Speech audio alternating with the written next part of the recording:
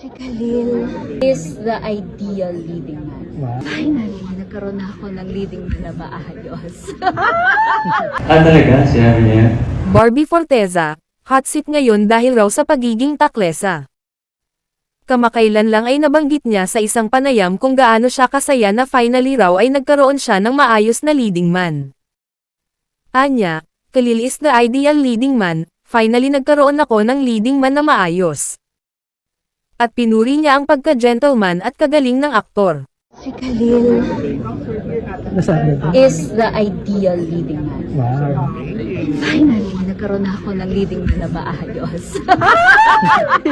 Hindi ako tinong kasi Brilliant actor. I love working with actors who also love what they do, who understand what they're doing, why they're here, and who is just as hungry, diba? To do good, to be good.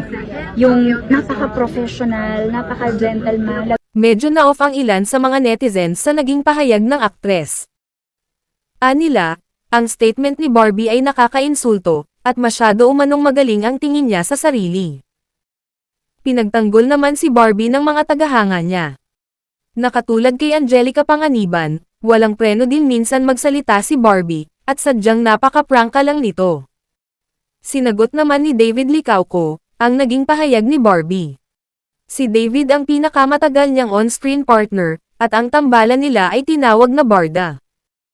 Inamin naman ng aktor na mayroon siyang pagkukulang noon, na minsan ay nalilate siya sa taping.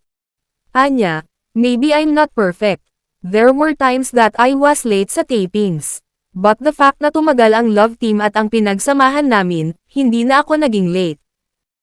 In terms of acting, okay naman. May awards naman ako. Talaga? Sinabi niya yan? Well, ako I'm really grateful for the 3 years na magkasama kami. We worked together, so I'm just really grateful sa partnership namin. I have nothing but praises to her dahil napakagaling yung actress, so I wish her well. I wish her well. Nabanggit minsan ni Barbie Forteza, sa isang panayam, na pinakaayaw niya ang late. Dahil anya, napaka-professional niya sa kanyang trabaho. Puyat man o hindi, 1 oras o mahigit bago ang call time, ay nasa set na siya. At laging handa. Saad ni David, I'm just really grateful for 4 years na magkasama kami. Marami kaming pinagsamahan, marami kaming shows na nagawa. We hang out together, we work together, so I'm just really grateful sa partnership namin. I'm all praised for her kasi napakagaling niyang actor, and I wish her well. Sumang-ayon naman ang Sparkle artist sa naging pahayag ni Barbie tungkol kay Khalil. Anya, mabait at madaling pakisamahan si Khalil. Saad niya, hindi siya na-offend sa sinabi ni Barbie, dahil opinion niya ito.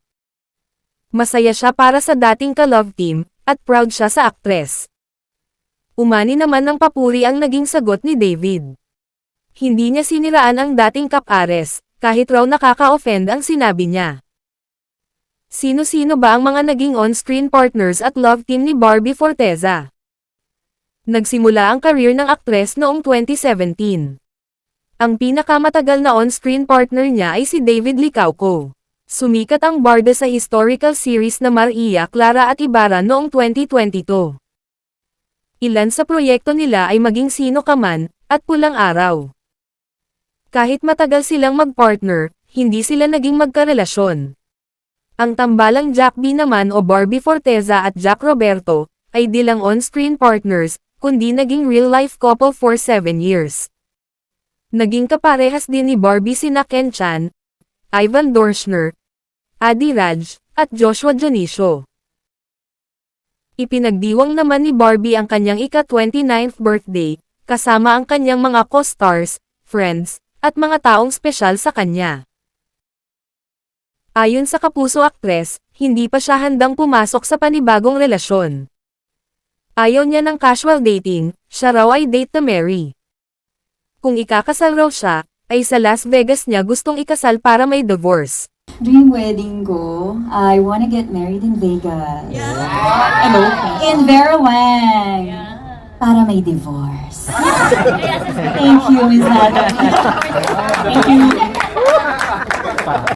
Kung bago ka pa sa channel ko ay huwag kalimutang i-like, subscribe, i-share at magkomento.